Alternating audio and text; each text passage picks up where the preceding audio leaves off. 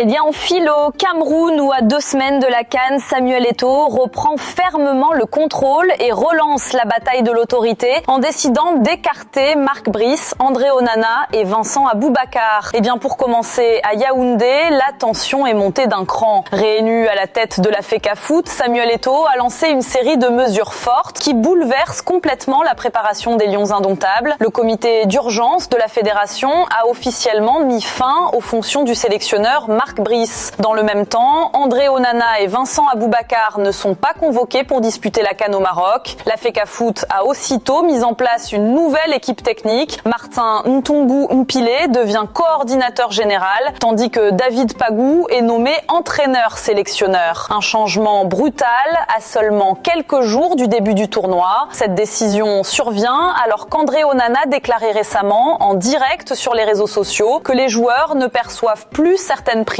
depuis 4 ans et rappelait que pour lui, Marc Brice reste le patron du vestiaire. Pour son second mandat, Samuel Eto'o avait promis de renforcer le football de base, mais aujourd'hui, c'est l'urgence sportive qui prend le dessus. La CAN approche et l'objectif est de présenter une équipe plus disciplinée, plus concentrée et plus stable. Selon Eto'o, le Cameroun doit se présenter avec un groupe sérieux et respectueux. Le président de la FECAFOOT a aussi utilisé une comparaison marquante en affirmant « Une équipe ne peut pas gagner sans discipline. Quand ceux qui doivent suivre l'autorité pensent pouvoir passer au-dessus ou quand un lieutenant se croit supérieur à son général, rien n'avance. » Un message clair, adressé autant aux joueurs qu'au staff. Aucun entraîneur et aucun dirigeant ne serait désormais au-dessus du Cameroun. Les réactions du public, elles, sont très partagées. Certains pensent qu'il aurait été préférable de le laisser terminer son contrat afin d'éviter une indemnisation coûteuse. Enfin, une partie des supporters considère que, quoi qu'il arrive, le sélectionneur belge devait aller jusqu'à la CAN pour éviter un nouveau conflit au sein de l'équipe nationale.